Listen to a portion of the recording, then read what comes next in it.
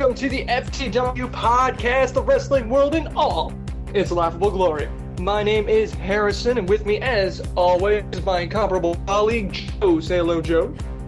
Hello, people. I'm full of rage. Rob. Say hello, Rob. God, you are retarded, Joe. Well, it's because the Lions lost. Lee, say hello. Oh, there's a shuck. Hey, go Tigers.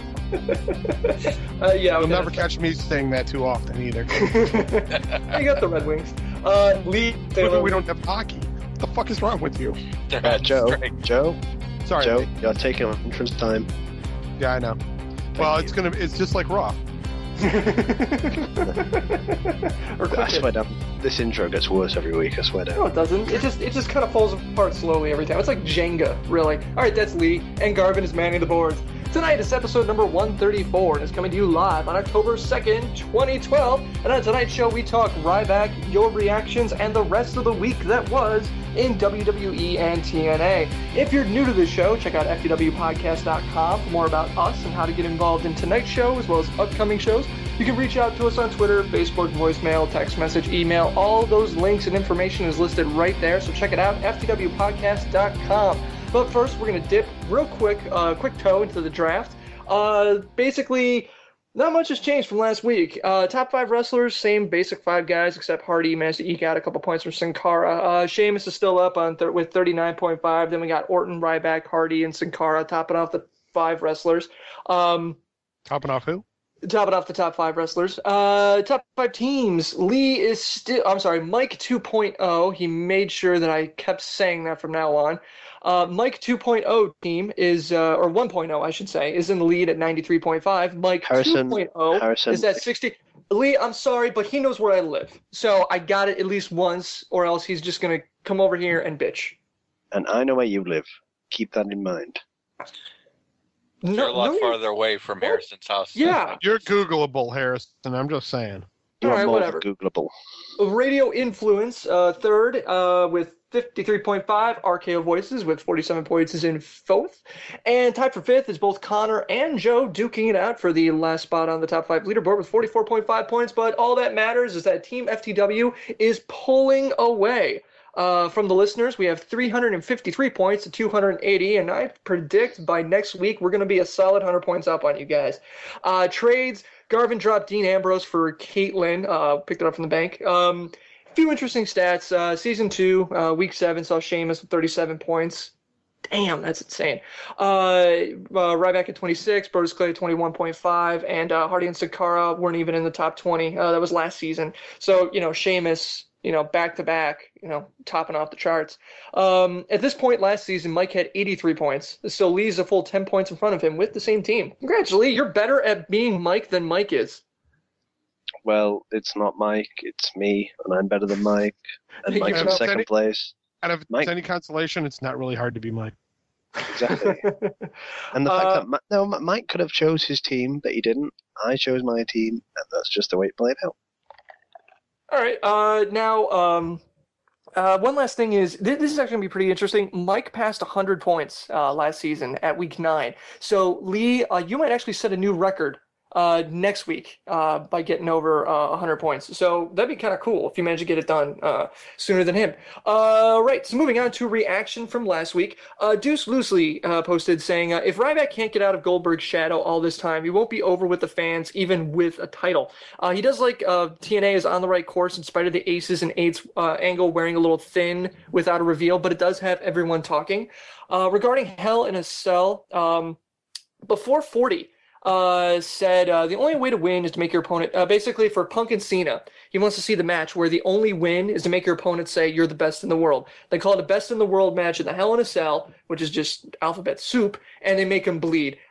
A lot of this is another thing that people brought up with the Hell in a Cell. Blood. People want to see a return to blood with this. Do you guys agree with that? Do you think it's needed? I think if you're going to have a true honest-to-God Hell in the Cell match, you need to have blood. Telling a story is good, but when you've got match styles that are basically telling a story every week, you need something special if you're going to have a special match. And if you're going to keep advertising Hell in a Cell as the Devil's Playground as a career-risking match, you got to bleed. Okay. Yeah, You guys I mean, my only thought on is one of those Hell in a Cell matches needs to bleed. Not all of them. I mean, I don't know how many they're doing this time around. Two, I know I it's think. not like, I know it's not like, Lethal Lockdown or whatever, Lockdown, where it's like every match is in there. Not every match needs to be, but I do think one of them does need some type of blood, or someone needs to voluntarily have their bone broken. Something sick needs to happen. Volunteer, break my arm. God damn, Joe. Ziggler would do it. Yeah, Ziggler would sell a paper cut like it's a shotgun shot. Quest thing, whatever. Chet's kind of agreeing with that. They're saying Hell in a Cell needs blood to sell its brutality. I don't know. I'm not going to make an opinion on that because it seems like whenever I make an opinion, I'm the only one that takes any heat for it. If Joe makes an opinion, if Rob makes an opinion, Joe takes heat for it. So you guys are just all over the place when it comes to criticizing us. Real quick, though, Chet does want to bring up, Lee, that Mike has a spaceship. He can find you and he can murder you with his lasers. So I'd be a little careful about it. What you say about Mike? Well, it comes down to the fact that I'm English and, I have certain standards. So, the fact that I will outdo Mike is, 100% going to happen. Are you saying that because you're classier, you can fight off laser beams from a spaceship? I mean, I know you guys invented Doctor Who, but... Well, we're less... Yeah, and we're less fucked economy-wise than you.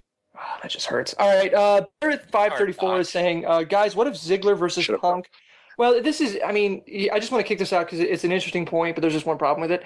He's basically saying Ziggler versus Punk in Hell in a Cell. When Ziggler wins, he cashes in Money in the Bank and has the undisputed title at that point. Here's the problem. Ziggler versus Punk. Hang on. Joe, explain what the problem is.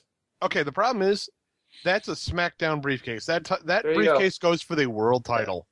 That's the problem. Yeah. I mean, if you had it, I don't know any scenario where you could have a unified title involving the cases. I mean, I can't imagine a scenario where you would. See, the only time you really, in my opinion, they need to get rid of one of the cases and make it show independent. Especially because they've really blurred the lines on that anyway. Well, I would say that, but now that they're moving up to like 50 hours a week of programming, I kind of like the idea of kind of delineating them a little bit. Right. But I think that, one case, make every champion scared. Make the world champion and the WWE champion scared. If you already know that Miz has it, for example, or, Ziggler has it, and he's only going after Sheamus with it, everybody on Raw with a title doesn't have to be concerned. Which is basically what's going on right now. Exactly. Yeah. Okay, speaking of tag teams, Robert said Team Hell No is a perfect name for the team. He basically saw what the WWE sees, which is dollar signs, saying Team Hell No, sure, the crowd chanting Hell No. But the funny thing is, which is one thing that's kind of tickling in the back of my mind, PG. It's kind of PG. I mean, Hell No, I forget what it is. And you can't say it on Sesame Street, but it's not. Wait. You can't say that WWE is going full PG. If you ever go to their YouTube channel and you check out Dolph Ziggler's download show. Yeah, it's censored. Horrible show, but all the sexual references he makes. Yeah. I don't know. The only thing he's got to do is say, "I'm going to come in her face." That's pretty much the next step to crank it up. Everything else is very heavily implied, or he leaves out a word, so then it passes. They're they're starting to let some shit go because I think, that one kid they were targeting to gauge the PG shit on, I think he's getting a little older, and so now they're growing. The product is growing with this little kid. Or maybe they go to sleep at 10 o'clock. Well, it's a lot easier to censor the internet than it is the TV. I mean, you can just turn off to where the kid, you just make sure the kid isn't on the computer or something like that. I don't know. But yeah, I can see what your point is. My point is, it's one of those things where it's like Team Hell No. It seems like WWE wants to have their cake and eat it too. So they'll do the PG thing, but at the same time, they'll have this thing going on. Well, it's not like they're Team Fuck No. Yeah, there you go. Right there. They're not Team Fuck No. Better team name. Yeah, Ken actually brings up the point that he would take WWE over TNA when it comes to tag team wrestling. He brings up Robbie T versus Robbie E, Kaz Daniels, AJ Kurt, Chavo and Hernandez. That's TNA. You look at WWE, you got Sin Cara and Mystico, R-Truth and Kofi. Nah, let's give a half point for that one. Primetime players, Usos, hell no. Kid Gabriel, Hunico and Camacho. That's, well, yeah. Epico and Primo. Sandow and Rhodes to some extent, and then Mahal, Slater, and McIntyre if that's going to keep going. 8 teams with 2 possibilities versus 4 teams. Well, I guess you could say 10 teams. I mean, he's got a point that WWE has kind of stepped up their game with tag team wrestling. Rob, do you have a response to that? Yeah. See, first of all, you're forgetting Gunner and Kid Cash on the TNA side, and TNA has a couple more people that they could put together to tag teams if they want. And but secondly, didn't. That's the point. They didn't. Shut up and let me finish my point. I'm saying the same thing about WWE. I'm just saying. Harrison, shut up. Let him talk. Secondly, what Ken is falling into the WWE trap of quantity over quality. Yeah, WWE has more tag teams right now. WWE has more tag teams right now. Are they good? Are they drawing interest? Well, Rob, let me ask you one question. Okay, how many tag teams in the WWE list there do you think are good tag teams? Honestly, because I'm only looking at maybe 3 in TNA. Really? Oh, yeah. I'm looking at 4 at WWE. You dropped the Robbies from TNA. Yeah, you have to drop the Robbies from TNA. I'm not going to argue that they're a good tag team by any stretch. Well, Hell No would be, but they don't count as a real tag team. It's a gimmick that the WWE is running. Here it goes. Rob, that's the argument. I'd say there's maybe 2 or 3 quality tag teams outside of Hell No. Go away. In the WWE. I don't know. I mean, maybe. Yeah. All right. That's fair. I just wanted to say that this saying that. Well, anyway. Moving on. Regarding my comment, as far as Punk being heel, Samson loves you, but apparently doesn't love me. Said that 50 seconds of the Raw discussion. I'm sorry. I said nobody loves you. No. Well, according, no, I don't want to make that joke. Your wife's even in question on that one. Pass on by, Joe. 50 seconds into the Raw discussion, the WWE is already being criticized for shock and horror, trying to solidify Punk as a heel, bring back the Attitude Era. My favorite's been very blah blah blah blah blah. He's saying basically if you want to turn someone heel, you got to generate heat. That's why he put forth the effort. I'm not saying that book it better. I'm just he's going on and on and on.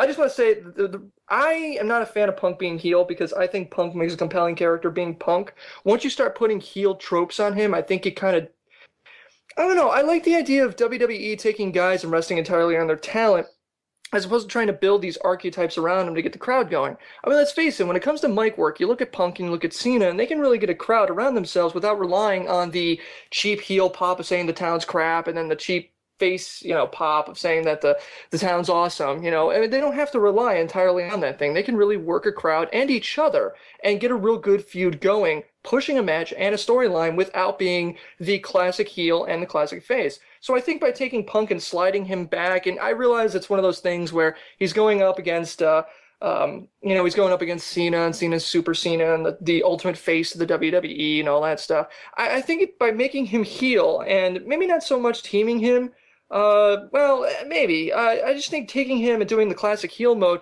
kind of slides that back a little bit. I mean, I think Punk being Punk is more compelling than Punk being heel. But do you not think that Punk is a better character as a heel because he steps up the game way more than he does when he was on, fan favorite. The problem is, see, the thing, this is something that Punk's going to be awesome on the mic regardless of what he's doing. Have him read the phone book and it's still going to be an entertaining 20 minutes. So whatever you give him do, it's going to be good. So I'd rather take that and push the boundaries of pro wrestling a little bit. Let's not do the classic heel and face. Let's make him like the anti-heel or the anti-face or the anti-hero, however you want to call it, and have him go up against Cena and kind of work with them, kind of work with those two things. I'm actually with Harrison on this one. I think CM Punk works best as kind of like a neutral character that can adapt to whatever the situation is. That's always been Punk's big strength to me, is that he's one of those people who, if he needs to lean a little bit heel, he can lean a little bit heel. if he needs to lean a little bit face, he can lean a little bit face, but by and large, he kind of steps out. He kind of transcends those boundaries, and you can't really classify him as heel or face. I think that's what he does the best in. Yeah, I mean, go ahead. There's another argument here, though. There's another argument here. Lee, go on. Yeah.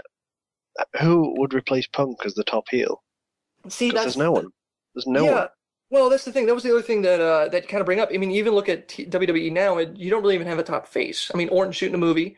Rey Mysterio is in a tag team, and Cena's injured. So now we're stuck with this. So it's what, Ryback? Well, we have Sheamus. Yeah, but Sheamus is in a program with the world title and Big Show. I mean, can Sheamus carry? You said you needed a face. Yeah, but can Sheamus carry?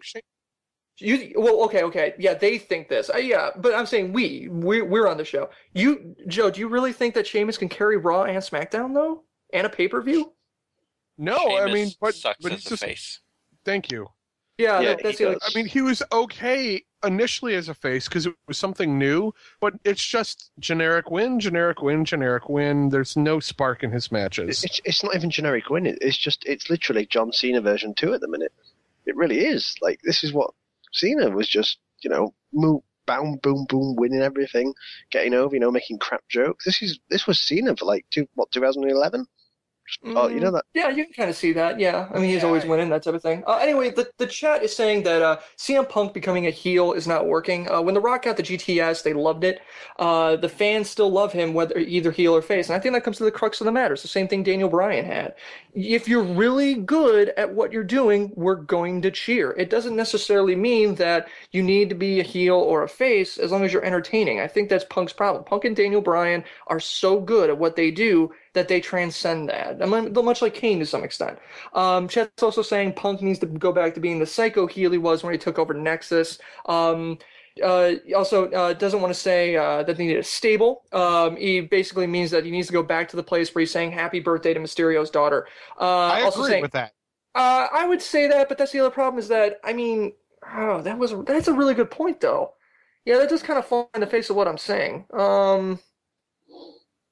I don't know. This is a really, really complicated discussion because you're talking about the very nature of pro wrestling character archetypes between heels and faces, and I think it's a little bit bigger than this one comment. Samson loves you. Thank you for sending this in. I do want to give a chance that I did want to give a chance to basically expand on my point because it's hard to get that in like 30 seconds. Anyway, the other one, I do want to say that we did have a bunch of stuff from TV Tracks. We're going to get to it a little bit later in the show. So if you guys want to stick around for that, it should be a lot of fun, a lot of comments. So let me just keep on rolling through here. But first, we're going to go right into Impact. Well, I would kick it to Rob, but Lee wants to take this over for a little bit. Lee, what did you want to ask Rob? Okay. Besides, okay, never mind. Just go. There's a few questions, but what I'm going to do because I'm a fair man, I'm going to just say, Rob, you've underlined gut check this week. Please tell me why you underlined that. I underlined it because I thought it was a serious down point for the show. Oh, good. I think I think they really dropped the ball here. I mean, if they I mean, they come out with Evan Markopoulos and they literally go on. I mean, Al Snow literally goes on and on about how Evan is everything that Gut Check is supposed to embody. He's, he talks him up, and then basically right at the end of it says, "But fuck you, you're not getting a contract." It wasn't quite like that, but it was. It was almost exactly like that. Now I'm not arguing the decision to refuse him, but if you're going to shoot down the contract, then come out, find a little bit better way to balance it or something. But when you come out and basically go on about how this kid is everything your program is designed to look for, and then you say, but we're not going to take you, you are shooting the credibility of the segment right in the foot.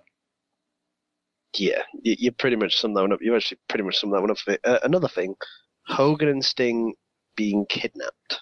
Oh God. I mean, this is just ridiculous. I mean, this is just stupidity. Please tell me why they did this. I've got no answer for you, dude. Well, when you do this type of thing, you can't have it entirely through video. You got to show that aces and eights have some kind of power, and you got to put the heroes in danger. So by having them be kidnapped, that kind of does it. As for how they did it and how it worked out, I can't say to that. But you got to make your heroes look like they're in trouble. Chat's saying, I loved Hogan getting shut down by aces and eights leader, telling him it's not about you. Yes, that was awesome. It's not always about you. Liked aces and eights. I was cheering aces and eights when he's like, no, Hogan, hey, Hogan, it's not all about you. I'm like, yes. Chat's kind of against you guys. They're saying that the kidnapping's pretty cool. They said they liked kidnapping of Hogan and his team. No. They said it was funny. I'm not I mean it was good. I'm just it was entertaining. What they were doing. Yes. They said the TV title tourney was god awful. It wasn't a tourney. It was like one match. Although it was just knocking them off like Willy Wonka. A tournament requires more than one match. In case people in the chat are confused. Yeah, explain to me why Garrett was the second one eliminated. Because Garrett is Hogan's buddy. Yeah, I don't get that. Why was Garrett anyway, they're saying they mishandled the TV title. This should have been a 4-way match. Other thing from Reaction to Impact I want to kick to you guys is Robert saying Impact was great. Samoa Joe becoming Grand Slam champion was great too. We're going to come back to that in a second. Nick saying, I didn't realize that Joe is a Grand Slam champion now. Doesn't that make him only the second one in TNA after AJ Styles? I believe Abyss is Grand Slam too. He is. As well. He is. Okay, so we got 3. Joe is the third. Okay, still 3 deserving guys. Basically saying I wasn't happy with the choice of opponents in the TNA thing, the match itself or the result. First of all, the match should have been Magnus versus Joe, and Magnus should have won the title. I don't know about that one. He still needs the title to give him some momentum, and the only opponent that makes sense for Magnus is Joe. Given that we got Anderson versus Joe instead, I think Anderson should have taken it so that Joe would be free to pursue the World Heavyweight Championship. Also not sure about that one. It's great that Joe's got gold, but I'm just disappointed that it's not the gold he deserves. What do you think about that? That the TV title is that Samoa Joe should be going for the WHC. I mean, what do you think? Me personally, I would agree with that, but TNA has shown repeatedly that they have no interest in pushing Joe for the World Heavyweight title. I like Joe as TV champion because it means we're going to see him week after week, and it means that there's a chance that TNA might really start to build him up as this kind of indomitable monster again, that we might just see him start destroying people left and right in defense of his TV title. There's a lot of things that TNA can do to help build Joe's character up now that he's got the TV title. Yeah, you can say that, but Samoa Joe, yeah, it's great that we're going to see him week to week, except we said the same thing about Devon. So you got to think that, yeah, it'd be nice, but yeah, I mean, I really don't know if we're going to see him all that much. All right, so the last things, Lee, that you wanted to ask Rob, since you're going to take over this portion of the show. Sorry, I've just got 2 very, very quick questions for Rob. Like, I just want to ask, where is the X Division? Where is it? That is really starting to get on me too. Although the problem with the X Division is half of the people are injured. But that does not excuse the fact that it's just not there. It's literally just not there. Actually, yeah. This is something I wanted to kick to you guys. Do you think that's Pritchard? Ever since Pritchard became head writer, essentially head writer of TNA, we've seen less knockouts dropping like flies, and almost no X Division. Is it correlation, causation, or do you think there's something there? I don't think there's anything there. I just think they've got their focus. I think they've got their focus to what they want on TV and what's being kind of left behind. Okay, just one last point. He is from WWE, and those are 2 things, Knockouts Division and X Division, that WWE was never interested in. So he's coming from that school of thought. True, but if TNA knew their unique selling points, then maybe, well, it could be 6-sided ring. Yeah, something like that. Yeah, but well, I don't. That is something that no one really knows, apart from whatever's going on in there. All right, that's fair. Sorry, go on, Sorry. Rob. It's all right. Yeah, I pretty much agree with Lee. I don't see. I'm not sure that it's Pritchard behind everything. Like I said, a lot of the X Division athletes are injured, and there's only so many times we can see Zema Ion versus what's his name? Sanjay Dutt. The only two guys in the X Division, apparently. Yeah, there's only so many times we can see that, and outside of that, the only person I can think of offhand, really, I mean, you've got people like Kid Cash and AJ Styles that they could move down to the X Division if they needed to, but right now I think it's just a slow period, and I'm hoping the X Division will pick up. As for what's going on with the women's wrestling, I have no idea, and that's starting to really piss me off. Okay, I've got one last point, then we'll move on. Okay, Bound for Glory. Last 2 weeks. Is it just me, or does it not feel like it's the biggest pay-per-view of the year? It doesn't feel like, the WrestleMania style. It doesn't feel like there's any, urgency for this pay-per-view. Really? With all of the memory segments and everything that they're running? I don't know about that one, Lee. No, I'm sorry. No. All the storylines so far have they're not. There's aces and eights, and probably I'd say Bobby Roode and James Storm, but bar that, there's nothing that's building up to it. It's nothing that makes me feel like this is a massive pay-per-view. World title, Jeff Hardy versus Austin Aries. No, even that's not being built very well as far as I'm concerned. Hardy, he's like, what? We got a tag match between Aries and Hardy, I don't feel like this is a big pay-per-view. Yeah, that match does not scream big pay-per-view to me. No, it doesn't. That's fair. It screams shoehorn to me, but I will give you that one. We do have another week. So I know, but this it doesn't feel like it's like WrestleMania. It's like this is supposed to be everything focuses on that, and like what they did on TNA, we had Gut Check and then the Championship, whatever they did. It's like half an hour dedicated just for them segments. When realistically, Bound for Glory is the big one that they need to be focusing on. Well, first of all, they're developing some of the storylines, like the aces and eights and everything. And again, I'm not arguing with you, Lee. I mean, you do have some points, but this is TNA. They have a history of not building up their pay-per-views until like the last minute. This is standing out for me more than anything else, though, because Bound for Glory about 2 months ago. I know we need to move on, but 2 months ago, this was built as a massive one. Now we're getting closer and closer, and it's just feeling a bit, I see what you're saying. I think TNA might be relying on the big build-up they did over the past couple of months to kind of carry them through. Chat's saying at least Bound for Glory is going to be much better than this year's WrestleMania. If you take away the glitz and glam, which if you really think about it, at least you take all TNA's faults, I'm willing to bet there will be no dueling musical number at Bound for Glory. I have one question about Bound for Glory, since I don't know. Is Bound for Glory taking place at the Impact Zone?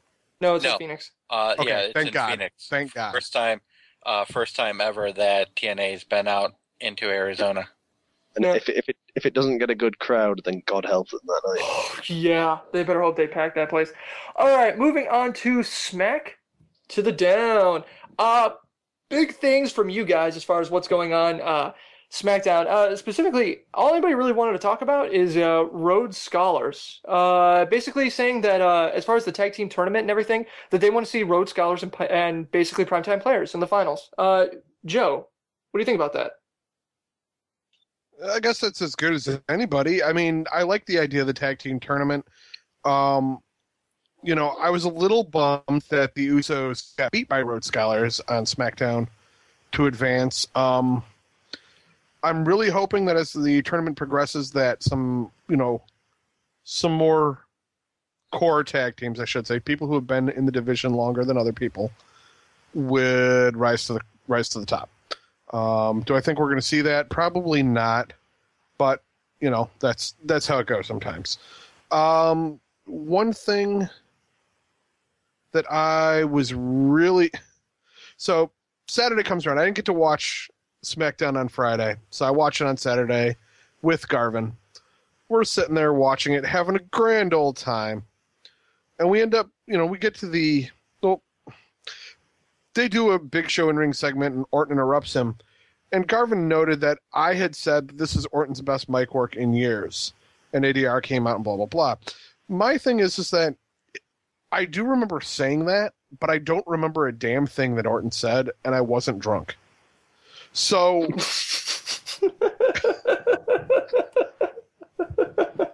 Okay, so basically it's Garvin's encyclopedic memory versus yours. Yeah, apparently. I was just dumbfounded. Like, I can't imagine Orton putting out anything good. And I maybe I was drunk, but Orton on the mic, ugh. Maybe you were just so excited because you were at Garvin's. You're like, hey, I'm at Garvin's, Steve's here. And then you're like, hey, look, Orton's best mic work. I don't know. Yeah. Yeah. I do like that. I did like the Cesaro and Santino match. I'm really hoping... in large part, I'm hoping this is their last confrontation. Because Santino's had, 2 or 3 rematches for the U.S. title by now? Yeah, it's getting into double digits at this point. It's getting really, really bad. That being said, it was a good match. It was a really good match. Santino hit this thrust kick mid-match that was just sick.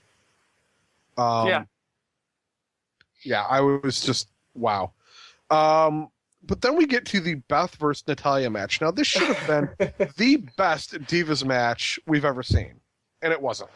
But Eve comes out after the match. I mean, the finish was good. But Eve comes out after the match saying, we're going to get to the bottom of this this attack. So, because the attacker was a blonde, Beth, you're suspended indefinitely. Because that's what you do. Right. But Beth's going, but Natalya's blonde. It could have been her. It could have been her. And you hear Natalya go, don't you ever accuse me. It wasn't me. I didn't do anything. In that voice. An emotional breakdown in the middle of the ring. She starts sounding like her dad. And all of a sudden she starts weeping for no reason in a very high-pitched voice. And you're like, what? What the fuck? Like, where did that come from? Like, did you just take an estrogen shot? What? Oh yeah, she oversold it. I mean, she double Zigglered it, I guess is what we can say.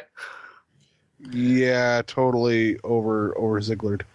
Outside of that, Miz TV with Sheamus, that was a waste of time. Wade Barrett put the woo woo woo kid in his woo woo woo place.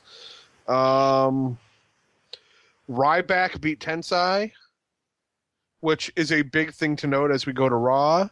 Yeah. And he beat him with his little marching Samoan drop thing. Unedited. What's that? Unedited. Unedited, okay. The Rhodes Scholars beat the Usos, which was, the great way to kick off the tag team tournament. Because it's great seeing Damian Sandow impresses me more and more every single day. ADR attacks Orton backstage, jumps, and Orton attacks ADR on the stage. We get the number one contenders match. This was the number one contenders match, correct? Yes, it was. Yeah. Big Show buried Orton or injured him. Big Show beats Orton. Yeah. Well, okay. So Joe, I got to kick the crowd reaction to you. So basically, all anybody wants to talk about is the tag team tournament. Right. Specifically, they're saying Usos put on a good match. They're basically Jobber Team A. Didn't like that. But I agree. Primetime players and Rhodes Scholars are I guess you could say, favorites for the finals. Do you think this is going to be one of those things where we basically pick who's going to lose to Team Hell No? Or do you think this is really going to be the next team to take the gold? Next team to take the gold, but I don't think it's going to end up being Rhodes Scholars and Primetime players. Okay, that was my other question. If it is the next team to take the gold, who would you see it being? Either one of these two teams would be excellent. But I think they're going to go over on Taco Bell Grande, Rey Mysterio, and Sin Cara. So you think they're going with that angle on it? I think if anything, we'll see and I'm not looking at the what the hell is that called? The pyramid? What? Oh, the bracket. The bracket. Right, thank you. I don't know why I couldn't think of it, and I'm like, it's a sideways fucking pyramid. It's not a good day for me. But I'm not looking at the brackets, but I see primetime players, and if the primetime players beat Rey Mysterio and Sin Cara, we're not going to see the Rhodes Scholars get there. Yeah, I gotta agree with you. I think it's gonna come down to Rhodes Scholars and Sin Cara and Rey Mysterio, and I think whichever team takes it's probably gonna be Rey Mysterio. I'm with you, Rey Mysterio, Sin Cara, and they're gonna be the ones to take it off Team Hell No. No. I'm just saying that primetime players and Rhodes Scholars are two heel teams. So once we get Ray Cara ends up getting to the finals, if they're facing Rhodes Scholars is going over. They're gonna take the titles. They're gonna take the titles off Team Hell No. Or primetime players. Okay. All right. I can see that. Basically everybody was behind it. I mean, Matt said he loves Tyson Kidd's matches lately. Yeah, that guy's been stepping up his game. Johannes said it was the whole tournament's great. Kidd and Gabriel versus Epico and Primo is his match to see, but it won't happen. Primetime players and Rhodes Scholars picked them for the finals. That's where everyone was. Primetime players, Rhodes Scholars. Christine said that she loved Team Hell No, even with this whole tournament saying Kevin was Rhodes Scholars, primetime players in the finals. I mean, that's basically where everyone's going. Those are the favorites to pick to win, and I think that's pretty fair given how good those two teams are. All right, Joe, final thoughts on SmackDown before we move on to Raw. Out of Big Show and Orton, I'm glad Big Show got the nod. And let's see Natalya cry some more. So weird. All right, so Raw. We're going to go. I mean, there was JR Appreciation Night. We have a bunch of list of people who said that as far as what their favorite JR moment was. And we're going to get to that in the end. But first, I want to say that Lee, you keep bringing up the Raw ratings as if it matters. So I'm going to kick to you on that. The ratings for Raw. I mean, you're saying that there's a gentle slide here. I mean, what are your theories regarding that, and why do you care so much? Well, I'm not going to say it's a gentle slide, but we all know that the Raw ratings have gone down as the 3-hour Raws have kicked in more, and this week took it down to a 2.54 rating, which is the lowest rating in 15 years for Raw, which is pretty big. But as many people said, the meaning of the ratings has changed. Doesn't account for online DVR viewers. It doesn't account for certain things, so it's unfair. It's okay. Here's the thing: if you want to know how Nielsen works, go to io9.com. It's a Gawker site, but it's about sci-fi and TV and stuff. Look up their Nielsen TV ratings, how they work, and that type of thing.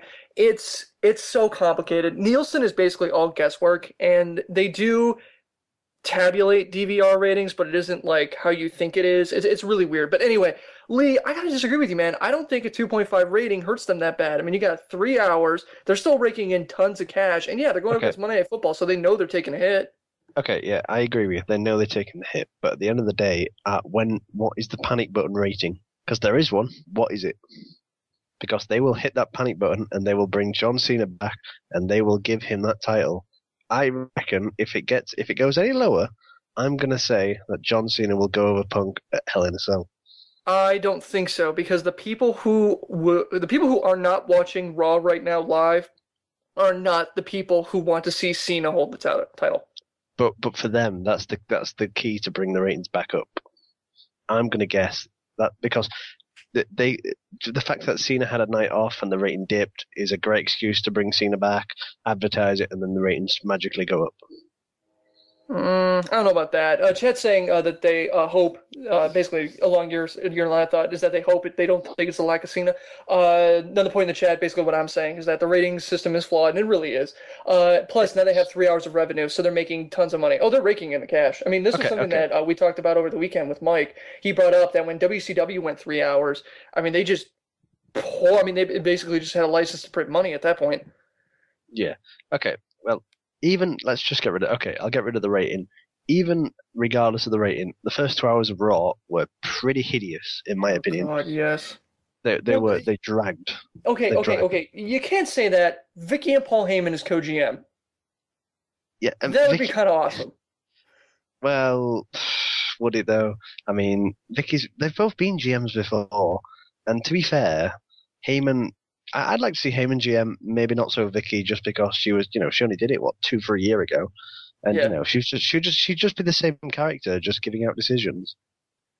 I don't know. I think if you want to talk about great heat, those are the two people who are probably going to get you the most heat on the Raw brand, and I think the two of them coming out to start the show would just be awesome. Because then you have the face heel. Because this is something that Joe brought up before. You have the face GM on SmackDown. Now you can have the heel GM on Raw, and it kind of works together.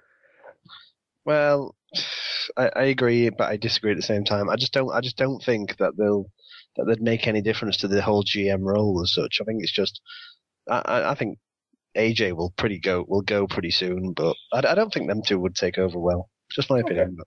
Well, what do you think about the segment as a whole? Because Patrick Koalas on Twitter said that it was the moment of the night for him. Do you agree? Well, it was really weird because it went so long. It must have I think it went something like 23 minutes. And if you read online websites, then apparently it went 7 minutes over what it was supposed to go, which is ridiculous. Which is why everything was slowly cut down. But the segment itself was okay. I don't think it was anything special, to be brutally honest. But I mean. I think it could have been done in about 10 minutes and it have still been given the same effect. Okay, the other question I had to ask you was about Ryback Intense I. So Chris Purrington said that he just saw Raw and Ryback couldn't lift Tensai. Should he go against Tensai again in the near future just to show that he can lift Fat Albert up? Do you think that... I mean, it was... There was this really... Okay, I gotta quick shout out to Wade Keller on PW Torch. If you go there, he has a pretty good theory on what happened with Ryback and Tensai and how to have that go. Okay, so regardless of if you buy into his tinfoil hat conspiracy theory, which I kind of do, Ryback can't lift Tensai. He reacts. Lee, how do you feel about how Ryback handled the end of that match?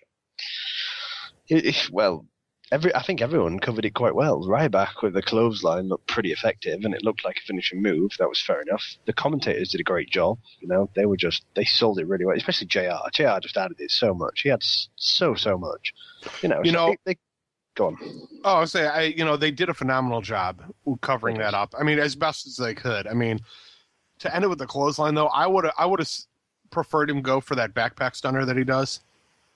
It was, but at the same time, you're in the middle of the ring. Something has clearly gone wrong. You need to end it very quickly. You just do the first thing that pops into your head, unless, of course, you need to make it look effective at the same time. Yeah. Okay, that was my other question. Is that going to hurt his push? Because he did it. He basically did it on SmackDown. Well, it depends. Wade Keller said, it's all about is it WWE testing him? Whereas, was Tensai the one saying, was he told, before, don't let him do it or whatever? I'm going to say no, I don't believe it. I think it was just a genuine one of those fuck-up moments because it looked weird. It looked too weird for it to happen. Then again, at the same time, twice, that's also weird. So you've got a compelling argument there. For me, though, I think it was just a genuine mistake. I don't think it'll hurt his push, though, because, Ryback came out a touch later on, and it would feed me more chance were just ridiculous. So no, I don't think it'll hurt his push. Okay. Chat's saying it's amazing how John Cena can pick Tensai up like it was easy, but Ryback is having a hard time picking Tensai up from Raw. Thing is, though, John Cena's entire workout routine is built around essentially taking a car and doing the attitude adjustment to it. I mean, if you watch his workouts, that's what he does all day. He bench presses Big Show. No, he doesn't bench press. All he does is just take things from the side, lift them up, do a clean and jerk, and then put it back down. That's his entire workout routine. The man has triceps the size of us. Anyway, Tensai should have done a bit more to sell it. Basically, Tensai should have done a bit more to make it look like he was fighting out of it. Kind of help. Basically, Tensai should have helped Ryback a little bit with that. Ryback was having problems. Tensai should have helped him. He didn't really seem to do that. I agree with that. Okay, so the other thing that from the chat, basically that people wanted to talk about, Sheamus versus Sandow, best match that we've seen from Sandow probably ever. Do you think this basically secures gold for him in his future? Real quick, and then we'll move on to what you want to talk about. You've got to say yes, haven't you? I mean, I said at the time, as soon as Sandow, it was announced Sheamus versus Sandow, I was just at that point during Raw, I was fed up. I was really fed up for the first time in a while.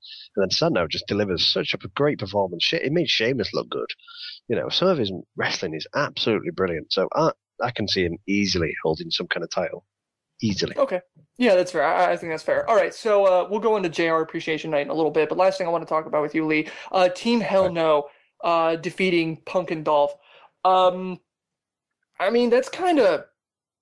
do you think that's a big deal? The fact that Team Hell No took out basically the number 1 and number 2 heels on the Raw brand? It was interesting. The match itself was good. It was just a bit weird. The crowd weren't that into it, surprisingly enough. Yeah, that was kind of weird. The thing that got me was the fact that CM Punk took the fall. That's another thing. That's what I was just about to say. CM Punk took the fall. That's even, Dolph's the one who has been taking the falls like that. For Punk to take the fall, are they deliberately making him, that little bit weaker each week? Or is it just down to the fact of, is he a vulnerable champion? Who knows? I'm saying Hell in a Cell is going to be a big one. Because it's starting to look like they're changing the wheels with Punk a little bit. It's just when. Okay. That's coming from me. Yeah, I don't know. I think they're trying to build like you're saying, the vulnerability to it, because Punk doesn't have a face to work off of right now, so he can't really come off as vulnerable because Cena's injured. So they got to make him look like he's off his game a little bit going into it. Because he can't really... And Dolph can't always take the fall. He'll he'll oversell somebody poking him in the chest. He could sell the finger poking too. Let's be honest here. But need to give him a break. I think he broke a rib. All right, last comment from the chat before we move on to JR Appreciation Night. Robert in the live chat called it, man.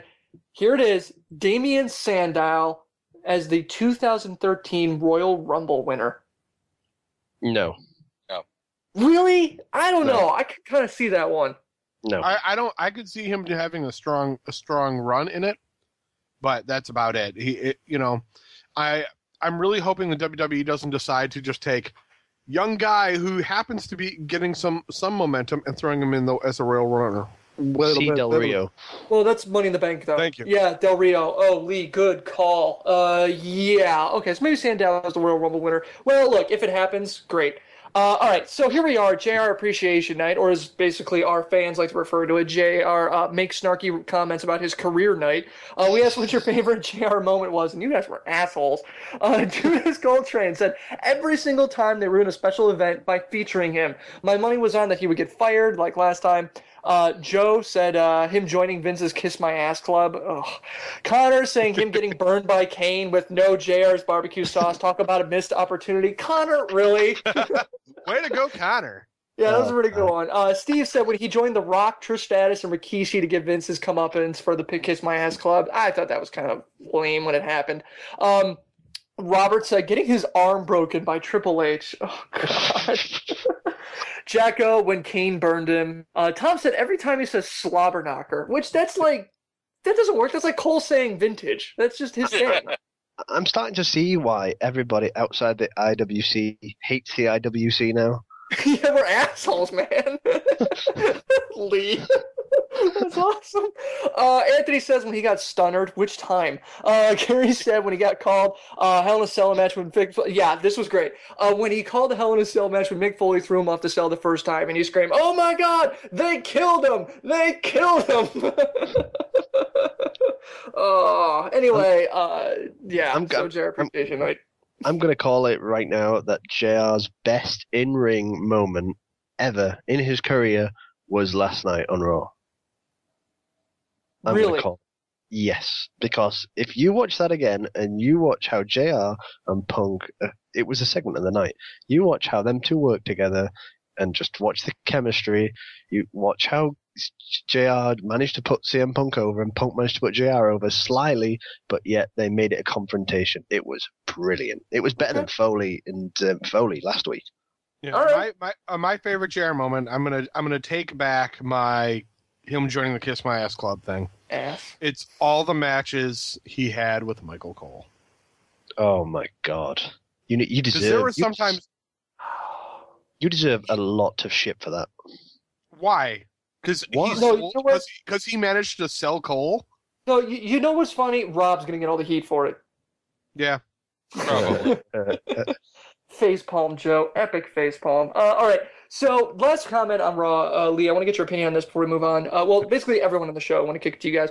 Given what happened with JR Appreciation Night and Ryback and Punk, do you think this Ryback Punk thing has legs, or basically it's a stopgap until Cena comes back and the Ryback's getting kicked back to the big card? I'm going to call it first and say it's just while Cena's gone. I am still pretty sure that they're not ready to turn the switch yet on Ryback. Okay. Joe, Rob, you agree, disagree? Real quick, and then we're going to move on to Ask FTW. I pretty much agree, but I do like the fact they're turning to him and trying to see if he can carry anything. Yes. I like the tease. Yeah, the tease is great. I agree. They're not going to really rely on Ryback for anything big, not yet. As soon as Cena comes back, it's back to the mid-card for Ryback. Yeah, I don't know. I gotta agree with Joe on that one. I really think when it comes to Ryback, I'm just kind of enjoying the ride. And speaking of Ryback, we were picked up by TV Tracks again this week, and basically it was specifically about our Ryback conversation last week. And I want to bring up the comments that you guys had. Many predicted that we'd see Miz versus Ryback, regardless of what happens in the coming weeks. Like, as we kind of agree, it's all just kind of a placeholder for Cena.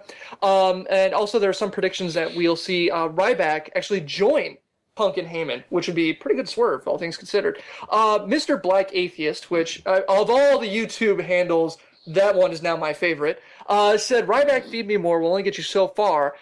He's going to have to actually cut a promo at some point in order to get a big feud. I mean, you look at Great Khali, Mason Ryan, Zeke. These are all big dudes and powerful and all that stuff. Yet no one cares because they don't have any mic work. He basically also brings up CM Punk, Ziggler, and Bryan are all over with the crowd because they can do great matches and work the mic. Wang Adu said that Heath Slater deserves a title run before this gorilla. Okay. Pure Dynamite Kid said, I think it's cool that they're giving Ryback a push. At least it's someone different in the main event if he makes it there, and you don't have to put the belt on him to basically give him over, which is kind of fair. I mean, yeah, I mean, you don't really have to give him the strap in order to have him be any good. Triple RP said, I think that WWE would and will pull the trigger on this and give the fans Ryback in a WWE Championship sooner rather than later. He won't be surprised if Ryback actually wins the Royal Rumble and this guy to have the belt because of it. I'm going to cut you off right there just for a second. If they did that, that means they will give Ryback around 2 to 3 months to deliver mic work that is up to scratch with a main event level. That's risky. Yeah, well, that's basically when I first read this, that was my reaction to it. I mean, if you're going to put someone as the... I mean, if you're going to put someone... Yeah, well, does he... That's the thing. I mean, we've never really seen someone come out of the Royal Rumble match that wasn't at least decent on the mic to help sell pay-per-views, but I mean... Yeah, you can't win the Royal Rumble and be a caveman. You've got to... the first thing you do when you win the Royal Rumble is a promo, straight after. Orton won the Rumble, didn't he? Yeah, but he cut like several million promos. Yeah, and they weren't all that great. Yeah, but I mean, how much... But he's at least cut a promo. Ryback has not cut a promo, ever. Okay, Joe, what were you saying? He's not, but Ryback isn't, let's be honest, Ryback is not far off from where Hacksaw Jim Duggan was when he won the Royal Rumble. On the mic-wise. That is a comparison to be proud of. No, actually, it's just me being a dick. Hacksaw Jim Duggan has cut so many promos at that point, and he was good at doing promos for his character. I just wanted to make some joke against Hacksaw for the Royal Rumble. Why Hacksaw? I should break a 2x4 over your head, Joe. Because he was the first Royal Rumble winner, dude.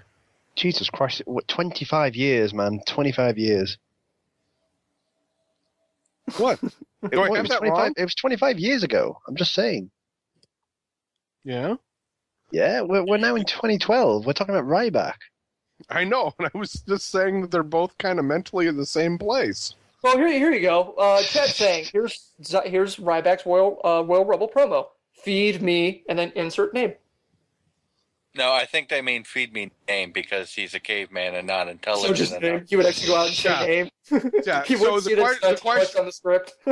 We will not see Ryberg being able to get Geico insurance. He's going to get pissed off. That's basically what we're saying, right? He's going to take Mike Morgan's role. Okay, here's the thing. So here it is. The Goldberg name had... No, Joe, you bring up a good point. The Goldberg, it's been dropped. It's the 800-pound elephant in the room.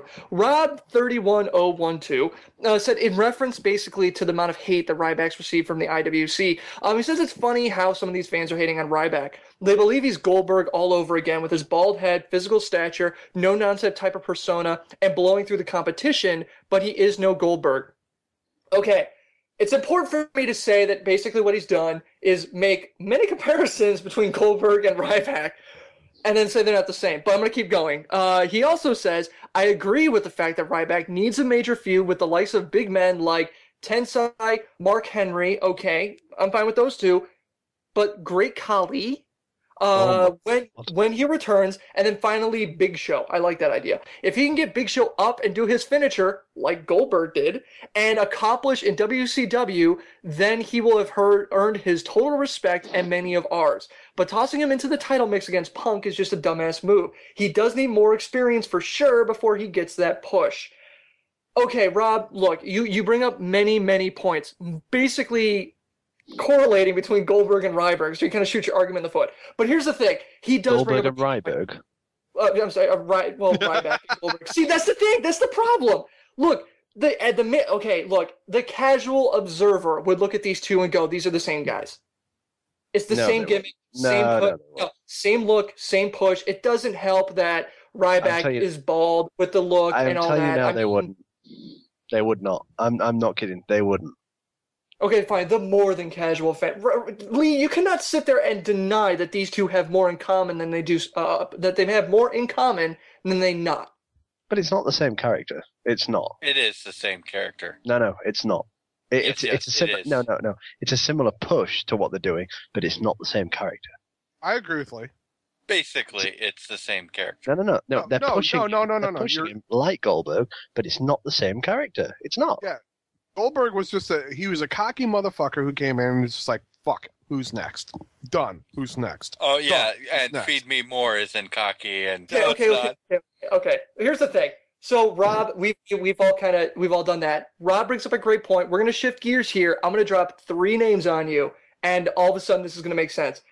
Lesnar, Bobby Lashley, and Batista. Rob brought up the great point that these 3 guys had the exact same start. The physical dominance, beginning of their careers, blowing through a bunch of wrestlers, really simple catchphrase. Dude, Lashley, Lesnar, and Batista had the exact same starts. And look where... Well, I mean, you can't really say look where they went, but, I mean, look what happened. Get him, Lee. You're wrong. You are wrong. Lesnar had Paul Heyman to start off with. He was the Mike piece, and he had Here Comes the Pain Gimmick, etc., etc. Bobby Lashley failed. He was literally a failure. He got over What was his slogan? I can't even remember. He was that bad on the mic. I don't even remember him. He was so shit. And Batista, how can you forget started off Evolution? Batista started off before Evolution. Batista started off as Devon's lackey when Devon was doing like that Reverend gimmick. Yeah, Rob's right on that one. And it's Rob's favorite character. So, Rob's favorite wrestler. So, but I think the best way to get Ryback into a feud with Punk, they've already done it. Thank you to Wrestling Memes for putting this up. It's when he smashed JR's hat. Because then you go back to when he was Skip Sheffield and wore the cowboy hat. You just enraged the Ryback. The Ryback is coming to get you for damaging a cowboy hat. It works. Done. WrestleMania pay-per-view. Joe, I'm going to call it now. I'm not sure they had that in the script, but it's a good idea. That's the main reason why I think JR went to the back. is to get the easily collapsible hat. Chat's saying, I really want to see Ryback doing a flying teabag now.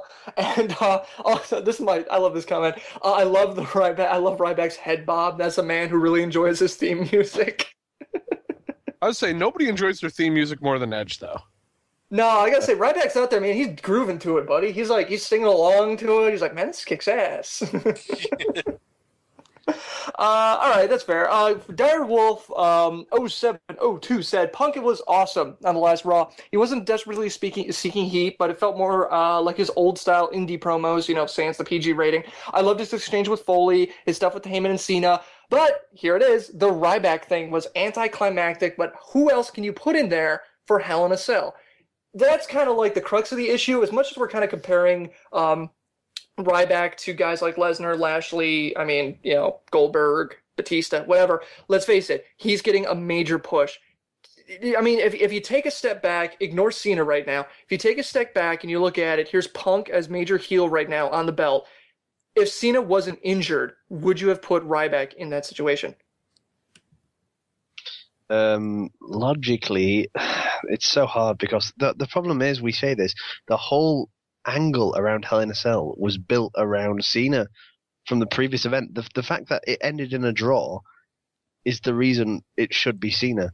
That's why there isn't really anybody else, because it just doesn't fit any kind of story. Okay. So, but if you're going to lock the and I agree with you, Lee, completely. You're absolutely right. But I like the idea of taking this champion who hasn't been beaten in almost a year, and is being cocky as fuck about it, calling himself the best in the world, which nobody's denying, but putting him in a steel cage with the man beast, like Ryback. The one thing that I like what they're doing is that Punk keeps walking away from Ryback every time he comes out. That's what I like. I like the fact that he's just walking away with no comment, no clever words, walking away. So I can understand it, but at the same time, I still think it'd be risky. I'm still holding back on it just because I still think Cena's going to be in that cage. I'm going to say it. All right. I mean, that's one thing. And speaking of which, chat said that they can see AJ actually punishing Punk for Heyman's antics with a match against Ryback in Hell in a Cell. And I see that as more likely than Cena. No. I'm sorry, but it is Cena all the way unless he's unable to compete. That's my point. Is I'm looking at it and I'm like, Cena. Yeah, I mean, as far as I'm aware, he's basically done for like 5 weeks, and WWE's pushing for him to come in sooner, and he's like, no, I need the time off. That's essentially what's going on, right? But he's shut up, Lee. He's advertised for him. Yeah, Chet's telling you to shut up. he's advertised for a dark match in 2 weeks. Well, that's just going to be a test. That's all that's going to be. Well, and it's going to see if he can do it. I mean, No way. That's not if they can see if he can do it. What that is them teasing him to try and get people to come to the house show. Because there was a big debate on, was it that house show or was it the house show that was taking place before that, where they took him off of it? I'm not sure which one it was. Don't know which one it was. I have no idea, Joe. That's a really good point. But it did come up that they actually did pull him from a house show. And I think I still like the idea of there being a triple threat or a tag team match in the cell as opposed to just the two of them. Cena, I mean, if they're going to have Cena come out, they're going to have him working. If they're going to try him out on anything, he's going to work in the ring with somebody before a show. And then they're going to save everything for the pay-per-view. Yeah, I can see that one. And and Joe, to bounce off you, the triple threat match kind of makes sense because you can get Punk to beat Cena and not have Ryback lose. So his undefeated streak technically is still intact because he did not lose the match. Cena did. So I mean, you can look at it that way. But I think right now the idea of Punk and Cena is still stronger than a triple threat, just because it's set up. As far as I'm concerned, I was trying to think of ways where they could save Cena, give him a little bit of a easier workload, and still be able to use him until they can write him off. You know what I mean? Well, I was gonna say they could just let him work one match and then just pretty much give him the time off next Raw, just let him talk for a bit, which he normally does. If it is one match, it's going to have to be a triple threat or a tag team match where he can have some time in the middle of the match to not be the focus. So he can take like the quick bump and kind of lay there a bit, just kind of recover, get his speed up, that type of thing. Go easy on the elbow, that kind of thing. So if he does come back, like you're saying, I could see a tag, triple threat, 4-way match, something like that. It's not going to be a singles match. Yeah, but a tag team match is still Hell in a Cell tag team match just does not say it doesn't make me want to buy the whole I don't Hell in know. a Cell experience. We haven't seen that in a while, and I kind of like because Joe brought it up, and I can immediately think, that's different. Yeah, it's different, but I mean, it's not going to happen because Harrison likes the idea. But no. In order for it to not happen, I have to then pick it to be in my draft team somehow, and then it will either get injured or dropped or anything. But no, yeah. It's just if you remember the last Hell in a Cell they had with tag team was like, wasn't it DX versus Vince and Big Show?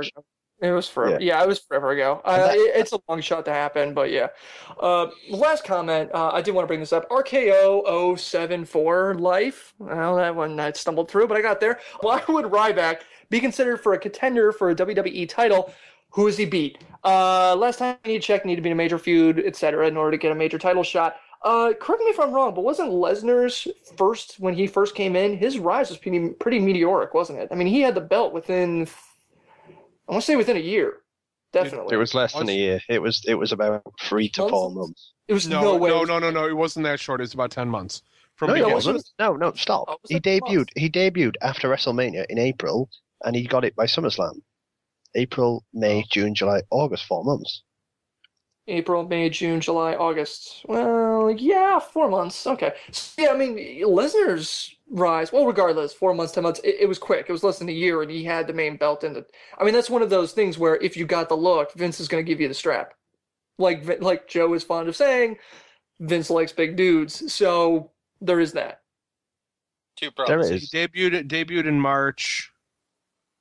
And Got the strap. August. So March, April, May, June, July. No, don't count March. It was the end of March. It was like okay, so 5 months. No, I'm looking at March 18th. Okay, 5 months. Oh, right, was it? Okay. Essentially 5 months. Yeah, all right, Rob, you're saying pretty meteoric. Two things about that, and then we'll move on. Two problems with that. A, Vince isn't in charge anymore, and B, you also have to take into account that when Lesnar came in the first time, I believe WCW was still hanging around, so what? Lesnar was pretty much WWE's version of Goldberg. Hang on a minute. Go back to the WCW comment. I believe WCW was still around. No, it was or not. had just gone out, or had just gone under. Defunct March 26, 2001. Okay. Lesnar debuted in 2002. Yeah, Okay. You're off by a year. Man, it's amazing when you think about it. That was 10 years ago. Shut the fuck up, man. Don't you feel old? Don't you feel old, everybody? All right, couple things from the chat, and then we're going to move on. Chat brought up a really interesting point. Make John Cena as a special guest referee with Ryback versus Punk for the WWE Championship title. If he could, and they also bring up the point, could he actually physically even do that? In the next couple weeks, do you think that we could see Ryback go after Punk and Heyman in the ring, but have Lesnar return and face down Ryback to eventually face him in Hell in a Cell? Whoa, that's a lot to happen in 2 weeks. That's insane. But it could happen. It could happen in Survivor Series or Royal Rumble. Survivor Series, yes. Royal Rumble, I don't know, because Royal Rumble is so much about the Rumble. I mean, would you put Ryback versus Lesnar in the Rumble even with the match? Yeah, or you could put them in a match. It doesn't. It can go no contest. It's a precursor to the actual Rumble. So it'd be interesting. It'd be one hell of a match. It could. But I mean, if you had Cena as the referee for some reason, like if this was managed to happen, I like it because then Punk can always view Cena like he tried to screw him over, and Lesnar can come out and fuck up Ryback. Wow, Joe, the more you're talking, the more I'm liking that idea, because then you still have the Punk versus Cena feud coming out of the match regardless of what happens. If Punk wins, you have a shoddy or whatever. And you have a DQ loss, so technically Ryback is still... You can't have a DQ in Hell in a Cell. Or you could have a no contest if they raise the cage. I was yes. gonna say, well, they did that last year, though. you could just beat the living shit out of him, and then they get him to pin him.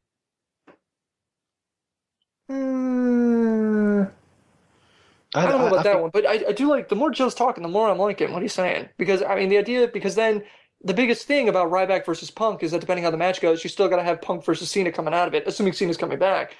Having Cena as a special guest referee gets him in the ring, doesn't have him wrestle, even with the injury, and they can still post a feud. I mean, that's kind of like the best of all worlds.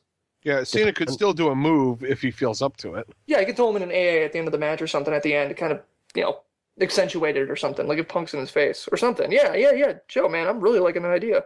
It depends how Ryback goes down next week. I think next week is going to tell us a hell of a lot about where they're going with it. Yeah, that's probably fair. All right, so moving on to the news. Oh, no, I'm sorry, not news. Ask FTW.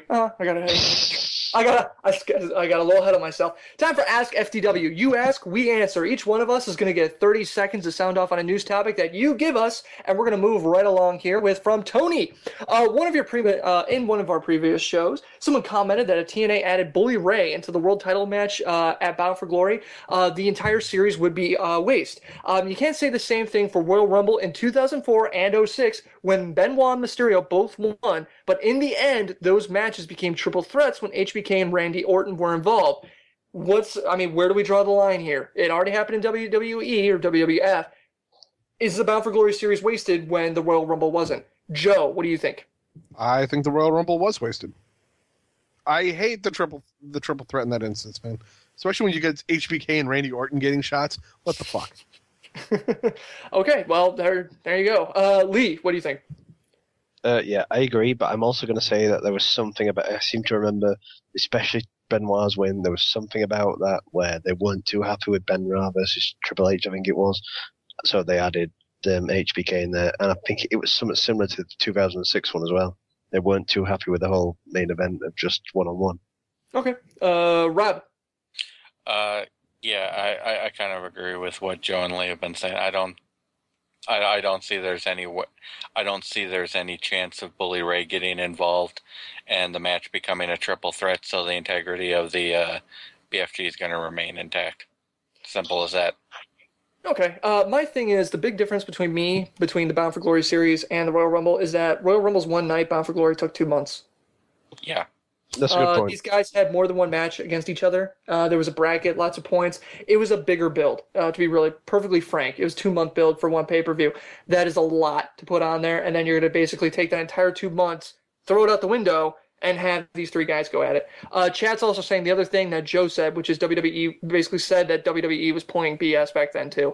Yeah, I don't think anybody really looks at those 2 Royal Rumbles and says that, what came out of it was the best thing ever. Chris Purrington said, do you see Sheamus losing the Big Show at Hell in a Cell? Then in the same night, dropping the title to Ziggler. We covered this a lot in Wrestling with Beer, but we'll go on with it right here as well. Joe, what do you think? I think Show winning and then losing to Ziggler is brilliant. And it gives both guys an immediate feud to get into. I know the argument about both of them being heel is a strong one, but you could instantly make Big Show a sympathetic character at that point. Bingo. Lee? I think it's one of the most perfect ideas WWE can have at the same time. Big Show's just come back, and Sheamus is on a very good winning streak. So I'm going to say it won't happen. And yes, that was a very, very ballsy. Oh, you got it? Yeah. Man, Lee. Yeah, okay. All right. Rob, you go, and then I'll go. Yeah, I don't see them dropping Sheamus, despite his difficulties on the mic and everything. He's on a really good winning streak. He's really dominating. WWE's got a lot of things that they can do with him. I don't think they're going to waste that by having him lose to Big Show and then have Ziggler cash in on Big Show. I'd see that as being a waste. Man, here's the thing. Rob, damn it. Here's the thing. Lee, I'm kind of with you. Okay, I'm with Joe. I really like the idea of this. The problem is, all that I'm thinking is that, like Lee said, this is perfect. This is such a brilliant thing. And then in the back of my head, I'm thinking, we said the same thing when Jericho came back. And look what happened. So I look at this and I think it would be amazing to see And for that reason, I don't think it's going to happen. Because the WWE did it with Jericho. Real quick, we're going to kick it to the chat. Then we're going to come back in. Would they turn show face with that move? I say yes, because like Joe said, sympathetic character. It makes sense. And I don't think Ziggler could pull a DDB like he did. I would go for it, but they would worry. Joe, you got a point? Yeah. If they did it, if the argument is Big Show's just coming back and Sheamus is on a great roll, what better way to put Show on a path than to have him beat the guy who's been on a roll? Look at Ultimate Warrior Honky Tonk. Yeah, I know. I see what you're saying, but that's the thing. It makes so much sense. And we said the same thing about Jericho coming back, and then look what happened. It's like, and even now, looking back on it, I still think it was a mistake. I'm not saying it's a brilliant idea, Joe. You have a great idea here, but I just have that in the back of my head. That's all you need to say, that Joe has a great idea. Good job, Joe. Moving on. A bag of koalas on Twitter said, with Ziggler leaving Punk stranded in the ring, do you see Punk and Ziggler feuding at least another week or two? Joe, what do you say to that? Yeah, I could see him feuding another week. Okay. Lee, what do you say? Nah, won't happen. Punk's too focused on his little thing with Cena and respect. Nah, it won't happen. Okay. Sorry, Rob. I just thought of something. I'm going to bring it up during my point. Sorry, Rob. Go. Yeah, I think Lee's dead on here. WWE and Punk are too focused with Punk's feud with Cena and teasing Ryback getting involved. They're not going to bring Ziggler into it. Okay. I'm going to kind of pull out my Harrison is overthinking the point card and lay it on the table. I think this kind of thing is WWE hedging their bets that Cena may be gone for a couple months. Let's face it. I mean, Punk versus Ryback doesn't really have a lot of legs to it unless Ryback gets on the mic. And we keep talking about Ziggler having to turn face. Ziggler turns face, goes up against, they then have a program with Punk with the world title match. I think this is one of those things where they're kind of teasing that idea, kind of working it to have these two have some tension there so they can kind of bring Ziggler up into the main event if they need to. So they back pocket that one just in case Cena can't make it back. I don't know. I mean, that's kind of me. I'm gonna go back. I'm gonna go back to the point where you said you overthought it. And I'm going to agree with Lee. We're losing you, Lee. You were saying?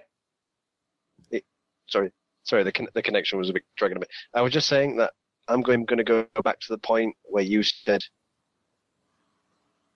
We're losing you, Lee. We're losing you. All right. He was basically going to say that where I'm overthinking it, damn it. and I'm being a genius about it. Oh, damn, Yes, he's back. yes, I was. Yes, I was. Really? Damn it! No, it just comes back. It comes back when I try to say you're overthinking it. Oh. Well, that's the point. I am overthinking That's all I wanted to say. Apparently, anyway. the internet, disagrees with you. I'm just shutting you. Yeah, clearly.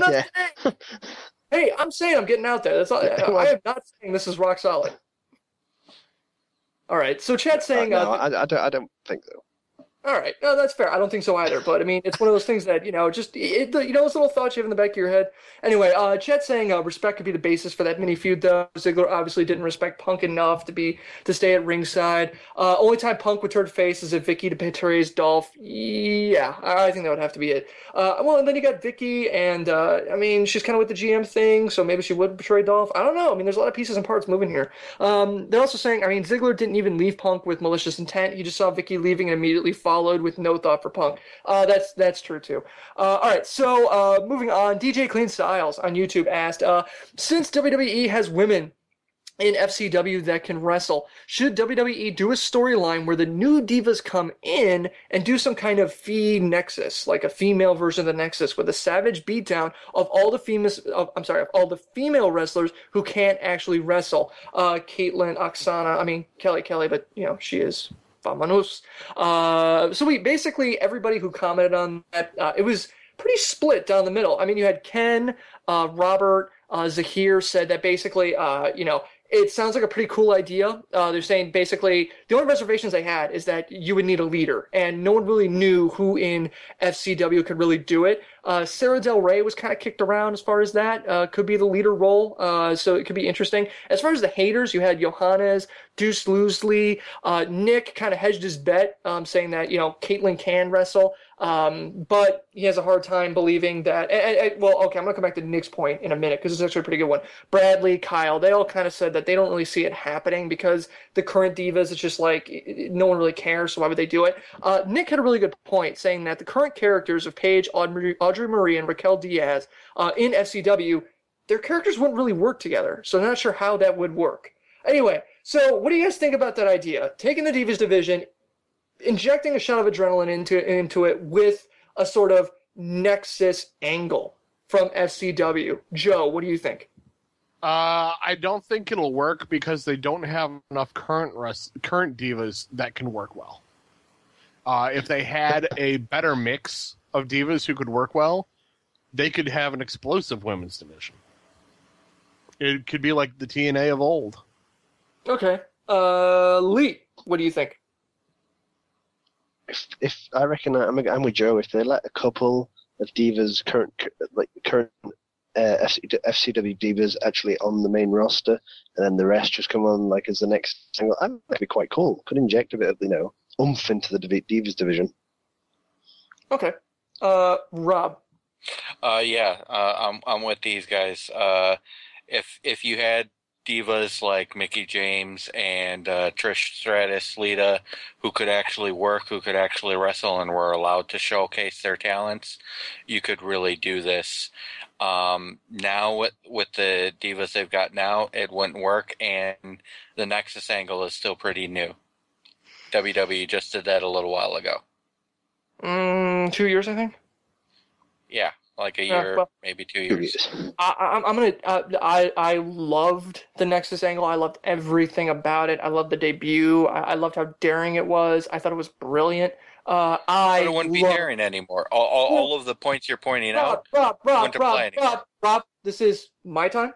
I love Nexus, and I love this even more. I mean, this would be a great way to shake up the Divas division because you would have, and you don't even need to have good wrestlers, just have squash matches. Have these women tear a hole through the Divas division. Joe, calm down. Tear a hole through the Divas division and just rip them all a new one. I think this would be amazing to see.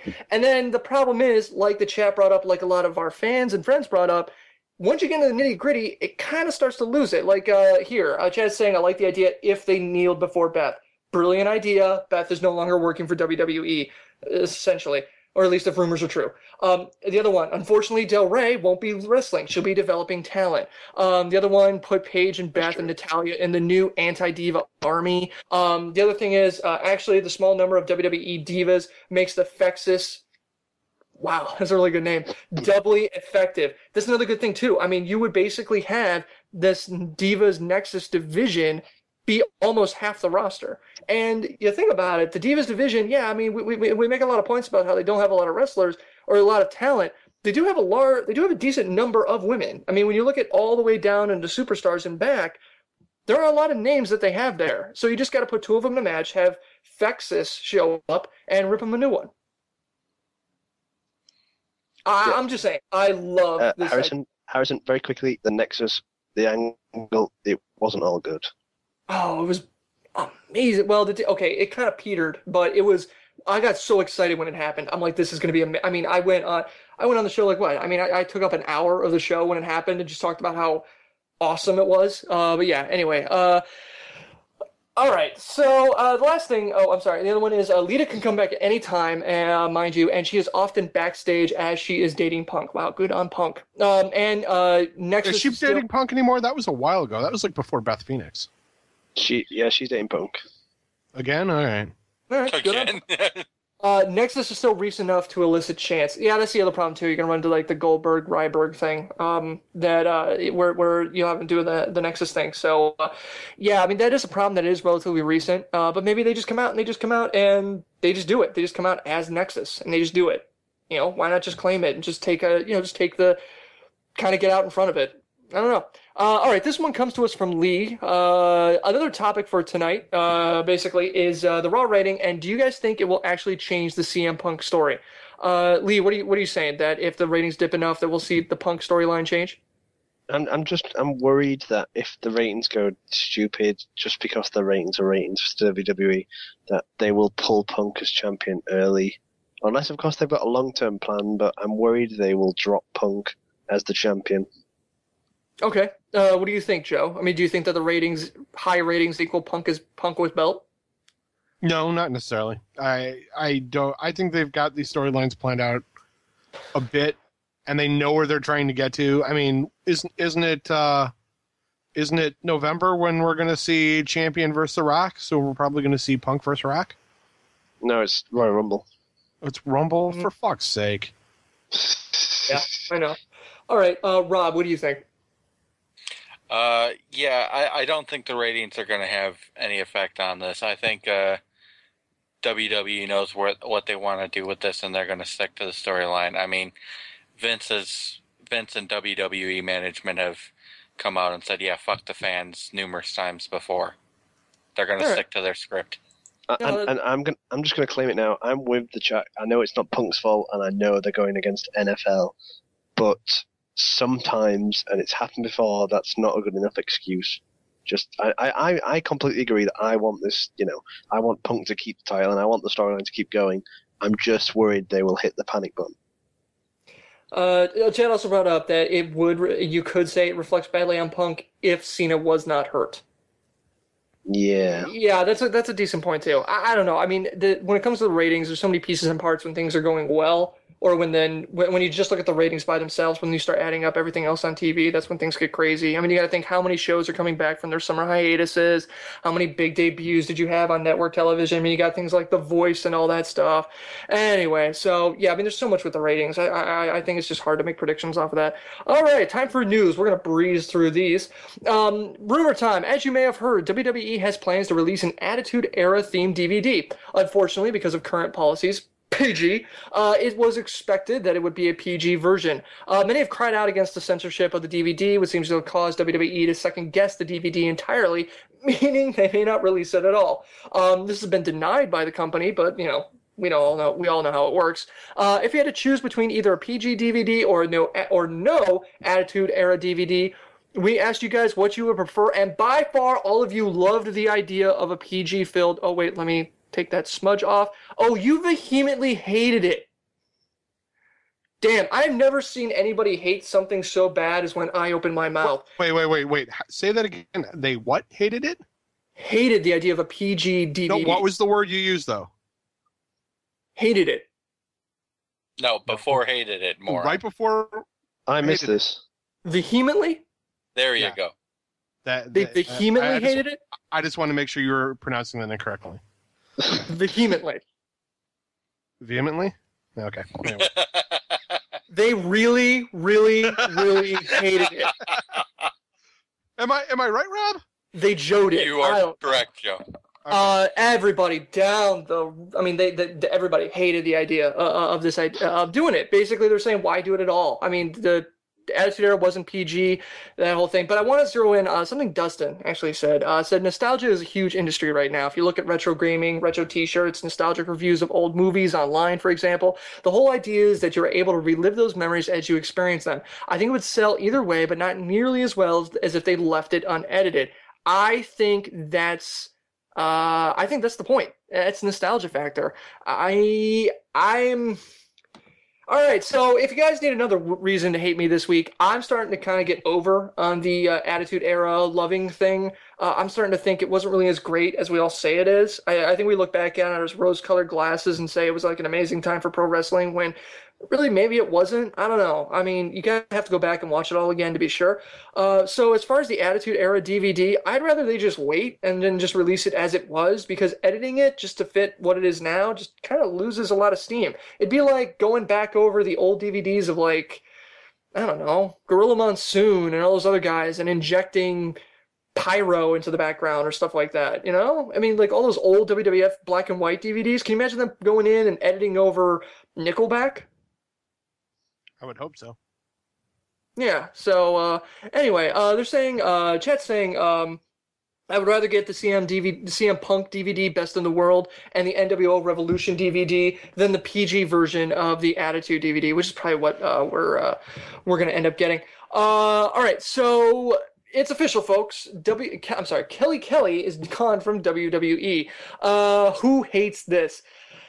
Well, this is kind of interesting. When you look at all the comments that everybody gave us, it was basically kind of everybody was ambivalent. No one really cared. And I think that kind of says a lot about your legacy when you leave and everyone kind of goes, and moves on. I mean, it's not like they hated it, not like they cheered it. They just didn't care. No one cared because she's been gone for like 7 weeks. That's why. She's been absent. No, that's not around. Yeah, but I mean, even when she was there, she wasn't like the world on fire, man. I mean, let's be honest. I mean, does anybody really? But she did have a decent. All right, Lee. Well, the chat's saying, and nothing of value was lost. I mean, I think it was like nothing of value. She was like a null wrestler. She didn't really have much going for her that made you kind of feel one way or the other, as far as a wrestler went. So, well, she's gone. All right. Although that's the most memorable thing about her. And the hands up in the air with the breathing out of her armpits. That too, Rob. Yes. Curtis actually had a really good point. Who's that in the Impact Zone? It's Stacy, which he ripped from Reddit. But there you go. I don't think she'd be in TNA. All right, so WWE Main Event starts Wednesday, October 3rd. We asked you guys if you'd be adding WWE Main Event to your wrestling schedule, and should we discuss it? Short answer, we are not going to discuss this damn show. Basically said if it has Ryback, Fabe said if it has Ryback and has their viewing. A lot of people were like, they'd be watching it, DVRing it just to see how it goes. Deuce Loosely took the super cynical route and said this is another of many examples why Vince Co. is spreading WWE too thin. He thinks they're not doing any favors by taking the mid card, throwing it back, and basically pushing the upper card on this one show. Cal said with the newly acquired Hulu Plus deal, I might check this out if it's streamed. I just managed to finish last week's Raw, and I'm dreading finding 3 hours to watch this week's. Kyle, I'm with you, buddy, and I have a podcast that I do with a bunch of other yahoos about this stuff. It's too much with all the competing shows this fall. Women wrestlers aren't getting paid? Why do you do a job? Here is your win. You do any job, and fail is to fucking get paid! Of the week. Your wins of the week. Joe, go. My win of the week has nothing to do with TNA or WWE, but it is wrestling related. Was it yesterday or today?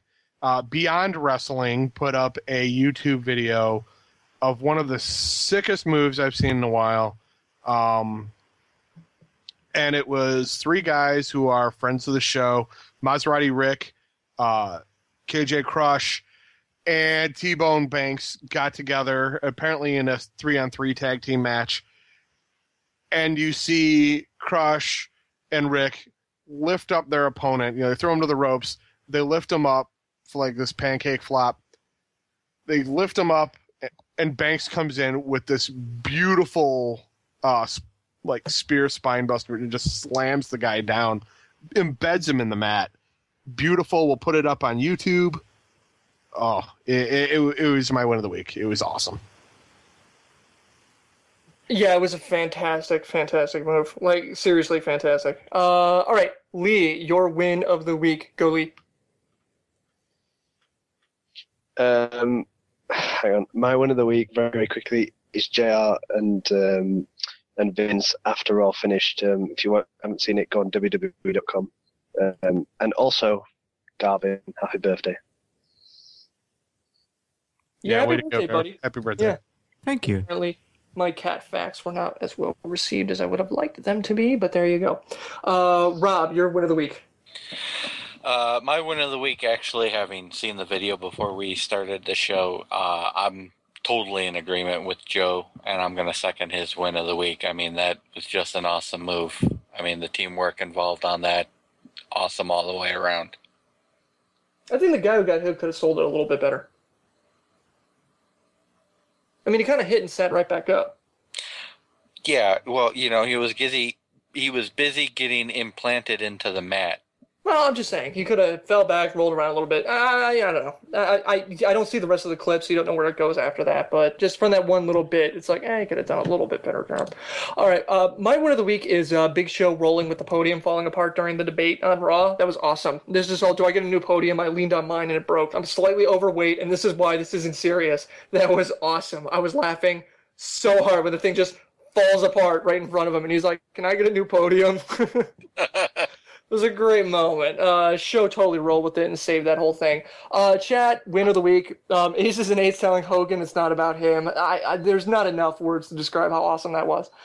Beth versus Natalya. Nothing after the bell was rung counts. Samoa Joe becoming TV champ and the third ever TNA Grand Slam winner. Come on, guys. We talked about this early in the show. There were 3 guys. Abyss, Samoa Joe, and AJ Styles. I mean, are you listening to the show? Brodus versus Cesaro. Cesaro giving Brodus the neutralizer was rather amazing. That was pretty spectacular. All right, your fails of the week. Go, Joe. My fail of the week is TNA's Bound for Glory. Thanks for the memories type segments.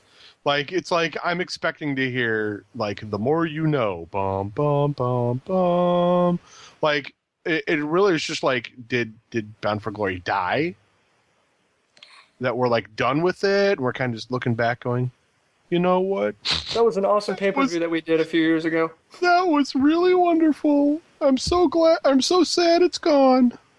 Like, I would expect a little more like oomph. Like, that's where I was, and now I'm gonna tear somebody's dick off. So a little more aggressive to help push the pay-per-view a little bit. That they want to win something. They're trying to do some prestige. I mean, it is their WrestleMania, so they're trying to give it that kind of WrestleMania feel without it actually being WrestleMania. Does that make sense? Yeah, it seemed too PG. Too G, really. But yeah, that's pretty fair. All right, Rob, your fail of the week. Where to start? So many places. I'm going to say my fail of the week has to go to the gut segment. I mean, this week we really saw what was a great idea really get knocked down. I think TNA really dropped the ball with how they handled it, and if they're not careful, Bruce Pritchard and and some of these other assholes at TNA are going to kill the segment. I think Al Snow has a lot to say over the Gutshot segment, so I think it would be down to Bruce Pritchard and him, I'd imagine. My fail of the week is TNA buying Hogan time in bulk. Guys, the retail savings over wholesale aren't worth it. You can edit some of him out of the script, and we're not going to be hurting for ratings here. Fail from the chat, besides Lee's connection going down and now we can't have him on the show anymore. Thank you, stupid internet. Fail, no Stone Cold last night. JR Appreciation Night near Texas, Punk's 316th day as champ. Wow, that's a factoid to be proud of. Not having Austin in some form is a huge fail. That's not too bad, actually. All right, so jobber teams A and B, a.k.a. the Usos and Epico and Primo, basically carrying their respective matches and still losing. Fails, Ryback tries to pick Tensai up, couldn't, even though he could a week before. Ray with the Sin Cara mask. Zack Ryder losing to The Miz. Zack Ryder should always win. Woo, woo, woo, you know it. Speaking of Pritchard, fail also goes to Pritchard for ripping Al Snow a new one over slapping Joey Ryan. I actually thought that was kind of neat. Al Snow should have decked his ass. Well, no, it's a good point. I mean, Pritchard references a lawsuit that is news to everybody involved. But, I thought it was one of those things. I mean, you can't have your guy going around. I mean, if they're booking, Joey Ryan as, this outsider that Snow is losing his shit over, you should be bopped on the nose a little bit. Give Snow a little heat from both sides. All right.